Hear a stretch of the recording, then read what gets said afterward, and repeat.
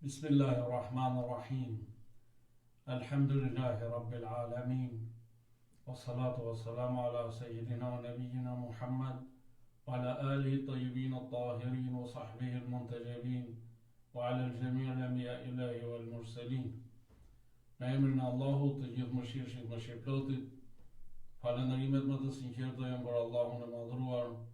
Paqja e bekimet e Allahut qofshin mbi profetin Muhammad, i familjen e tij të pastër, mbi shokët e tij të zgjedhur, dhe mbi të gjithë të dërguarit dhe profetët e Allahut. Të dashur vëllezër dhe motra, ju përshëndes me përshëndetjen e bukur islame. Assalamu alaikum wa rahmatullahi wa barakatuh. Paqja, bekimet, mirësitë dhe mëshira e Allahut qofshin mbi ju. Në ajetin 110 të surës Ali Imran, Allahu i madhruar thot: Bismillahirrahmanirrahim.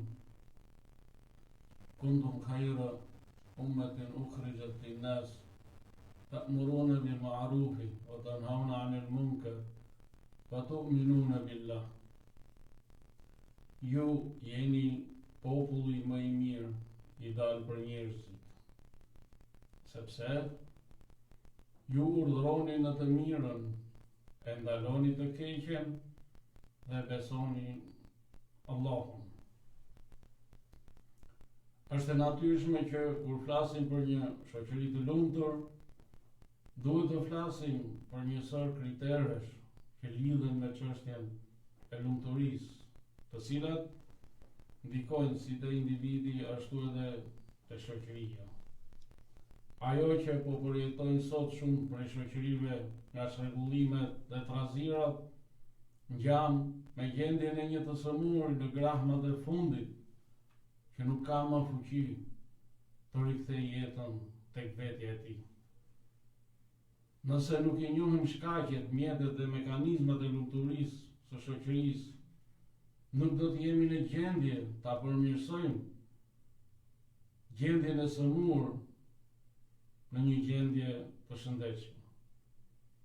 E nëse nuk bëhet ky përmirësim, bota njerëzore do të vazhdojë të endet në errësira, në probleme edhe më të rënda se ato që përjetoi gjatë kohës para ardhjes së Islamit.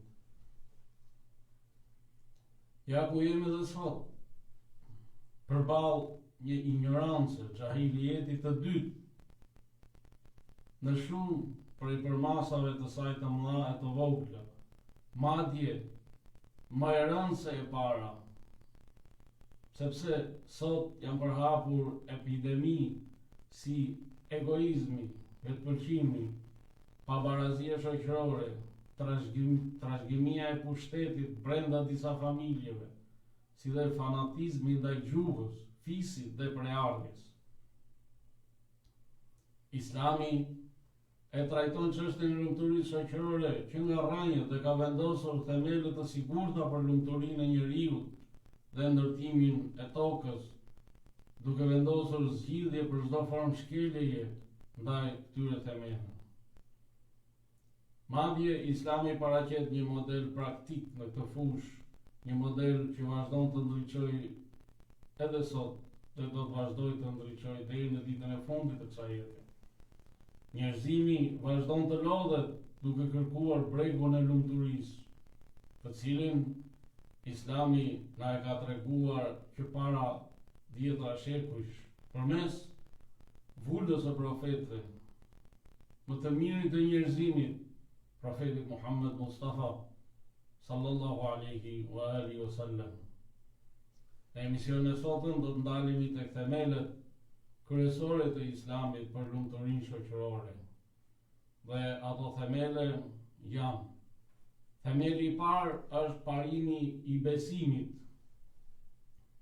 Shoqëria e shëndosh është ajo që beson në praninë e Allahut në këtë ekzistencë dhe ndërton doktrinën e saj mbi këtë bazë, pra mbi besim. Ajo shoqëri e shëndosh është shoqëria pra që beson në Allahun, në të dërguarit e tij, në profetët, në librat dhe në ditën e fundit, pra ditën e ringjalljes. Mohimi i këtyre bazave të besimit e bën njeriu të mos shenjtrojë asgjë përveç interesave të veta, edhe nëse ato bien mbi kurrizin e të tjerëve.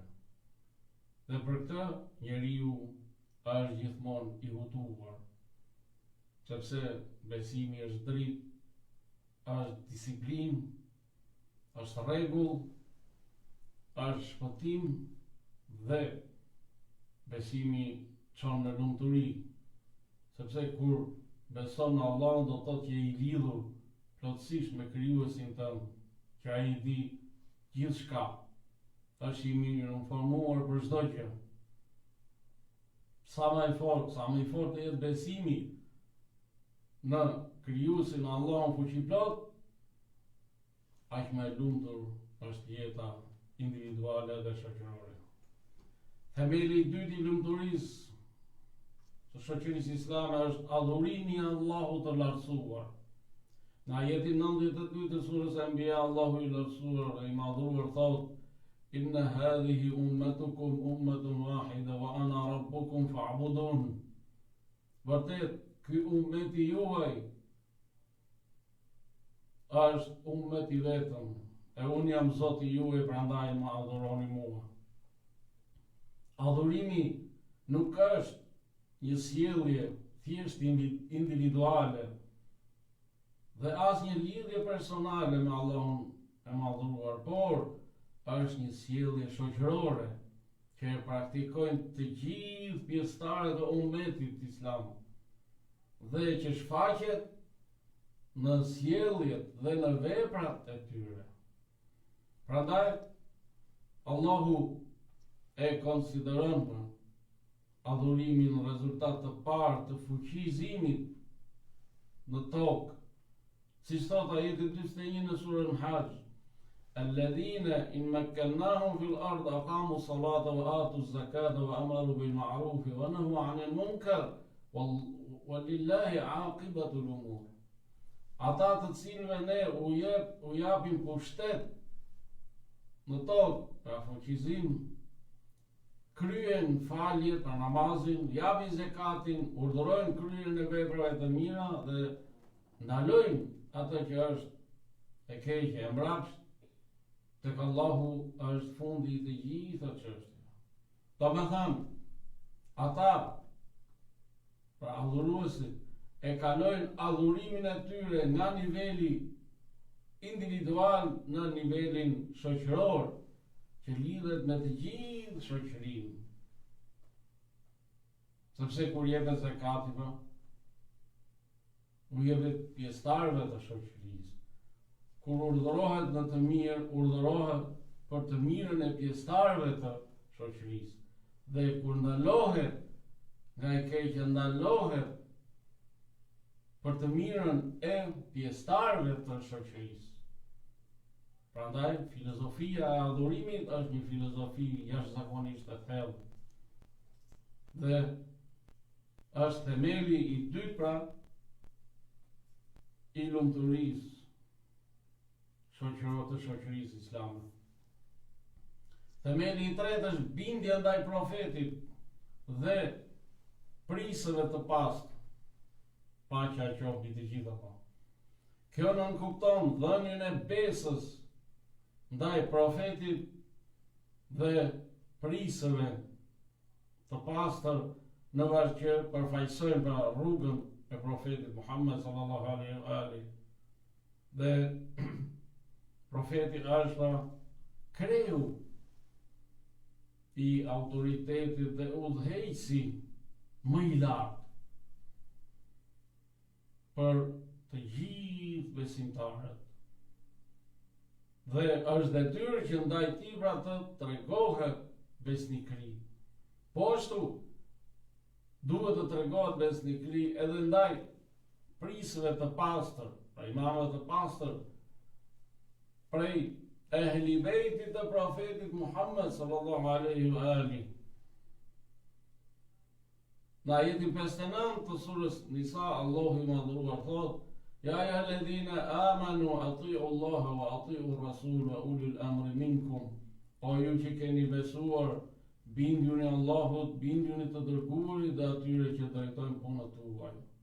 Pa dyshim që bindja duhet të bëhet ose të jetë ndaj njerëzve të pastër, ndaj njerëzve të pagabueshëm, ndaj njerëzve të drejtë, ndaj njerëzve punë mirë, edhe jo ndaj zullumqarëve.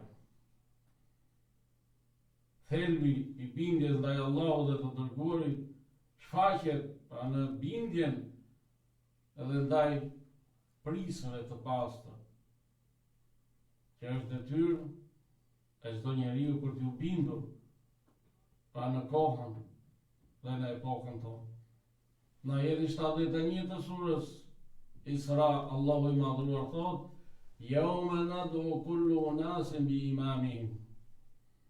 Ditën kur ne do t'i thrasim të gjithë njerëzit, të gjithë popujt me prisim pra imamin e tyre.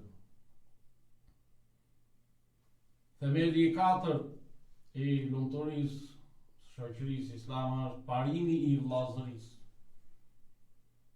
Në ajetin 11 të surës Huxhurat, Allahu i madhëruar thot: "Innamal mu'minuna ikhwa." Vërtet, besimtarët janë vëllezër. Faslihu bayna akhawaykum. Prandaj bëni pajtim midis vëllezërve tuaj. Kjo nënkupton që çdo individ të dojë për tjetrin atë që do për veten e tij, dhe që të gjithë të respektojnë të drejtat dhe detyrat që ka përcaktuar legjislacioni islam mes tyre. Sheriati islam e ka konsideruar neglizhimin e të drejtave të vllazërisë si neglizhim në fe. Për këtë arsye, pajtimi në ajet vjen si degëzimi i vllazërimit. Sikur thot, nëse këto të drejta posojnë ndonjë dëm, atëherë të gjithë duhet të ndërhyjnë për të korrigjuar gjendjen në mënyrë që shoqëria të mbetet e bashkuar dhe e fortë. Kur shoqëria është e bashkuar dhe e fortë, ajo është e lumtur. Themeli i 5 i lumturisë së shoqërisë islame është parimi i bashkëpunimit.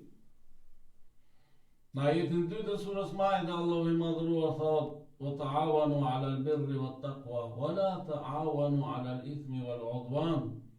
Bashkëpunoni me njëri tjetrin në mirësi dhe devotshmëri, e mos ndihmoni njëri tjetrin në mëkat dhe armiqësi. Sa i mrekullueshëm ky ajet. Mi po fatkeqësisë shohim muslimanët në rrjetet sociale bashkëpunojnë me njëri tjetrin me mëkat, armiqësi, duke sharë ofenduar njëri tjetrin. Ndërkohë që Allahu na thot bashkëpunoni me njëri tjetrin pra në mirësi dhe devotshmëri, me qëllim që të arrihet pra ai lumturia e vërtetë. Nuk është e fshehtë se shumë prej çështjeve madhore të bamirësisë dhe punës së mirë nuk mund t'i përballojë një individ i vetëm. Prandaj legjislacioni i pastër islam ka bërë thirrje për devotshmëri në bashkëpunim mes antarëve të shoqërisë për përmbushjen e këtyre detyrave. Ka bërë pra thirrje për bashkëpunim ndërmjet institucioneve civile, shoqata dhe organizatave të ndryshme për përmbushjen e këtij detyrimi pra që është parimi i bashkëpunimit me njëri tjetrin. Islami urdhëron për bashkëpunim, urdhëron për ndihmë dhe solidaritet. Nëse këto, pra bashkëpunimi, ndihma ndaj njëri tjetrit dhe solidariteti me njëri tjetrin, gjenden në shoqëri, padyshim që kjo shoqëri do të jetë e lumtur. Themeli i 6 i lumturisë së shoqërisë islame është parimi i urdhërimit për të mirën dhe ndalimin nga e keqja. I dërguari Allahut, paqja e bekimet Allahut qofshin mbi të dhe mbi familjen e tij, na ka paralajmëruar për rrezikun e mosbatimit të urdhërimit në të mirën dhe ndalimin nga e keqja. Vetëm duke zbatuar këtë parim, formohet uniteti i vetëm, i përbashkët që Allahu e përshkroi pra në fjalën e tij në surën Ali Imran, ju jeni populli më i mirë i nxjerrë për njerëzimin, urdhroni për të mirën, ndaloni nga e keqja dhe besoni në Allahun. Themeli i 7 i lumturisë së shoqërisë islame është parimi i barazisë. Në shoqërinë islame të gjithë njerëzit janë vëllezër të barabartë para ligjit, para legjislacionit. Nuk ka askënd që është mbi ligjin. Sado i lartë jetë në pozitë. Profeti Muhammed sallallahu alaihi wa alihi në një hadith të tij ka thënë, sikur Fatimeja e bia e Muhammedit të villte, do t'i prija dorën asaj. Pra, ky hadith tregon pra atë barazim e shariatit islam. Një shoqëri që ndërshkon të dobtin, por jo të fuqishmin, është shoqëri që i mëson bijtë e saj të bëhen uqër të egër. Shoqëria që ndërshkon një grup të i falë të tjerët ose një popull dhe jo popujt e tjerë, është shoqëri ignorante, pra jahile. I dërguari i Allahut, profeti Muhammed sallallahu alaihi wa alihi ka thënë, o njerëz, Zoti juaj është një dhe babai juaj është një. Nuk ka asnjë përparësi të arabit ndaj jo arabit, as të kuqit ndaj të ziut, as të ziut ndaj të kuqit, përveç se me devotshmëri. Allahu i madhruar ka thënë në surën Hujurat, inna akramakum inda Allahi atqakum. Më i nderuari për ju është Allahu, është ai që është më i devotshëm.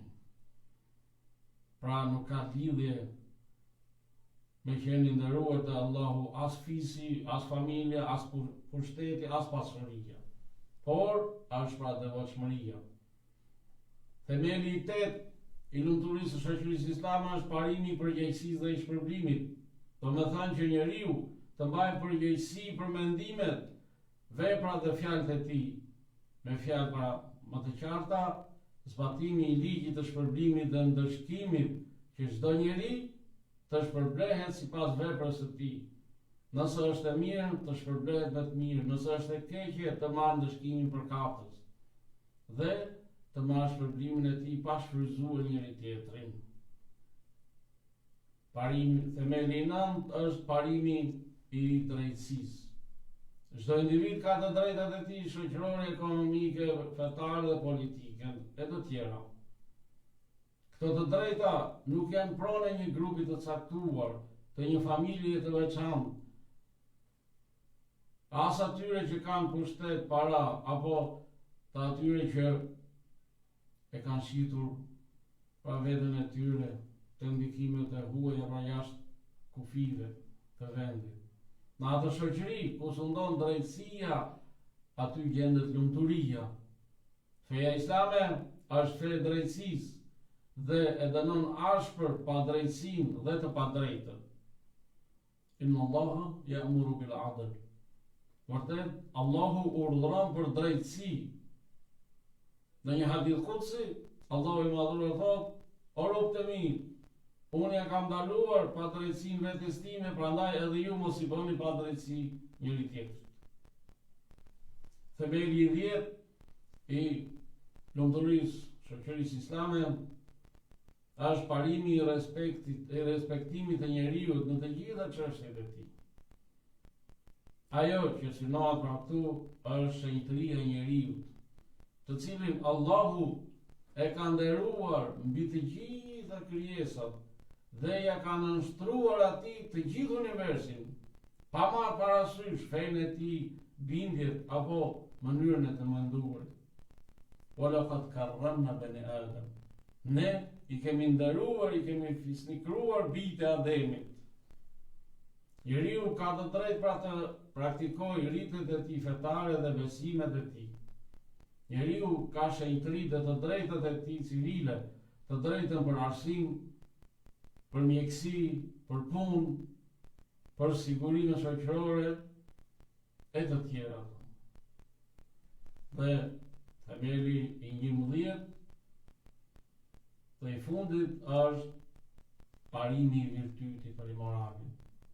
Do me thanë, të pajisesh me moral të mirë në mendim, në fjalë dhe në vepra. Allahu i madhuar thot, illa man ata Allahu bi qalbin salim. Përveç atij pra që vjen te Allahu me zemër të pastër. Shariati Islam thekson fuqishëm rëndësinë e moralit, lidhjes familjare, etikës familjare, solidaritetit shoqëror, bashkëpunimit dhe veprave të tjera etike që e ngrenë shoqërinë në nivelet më të larta të qytetërisë dhe të përsosmërisë.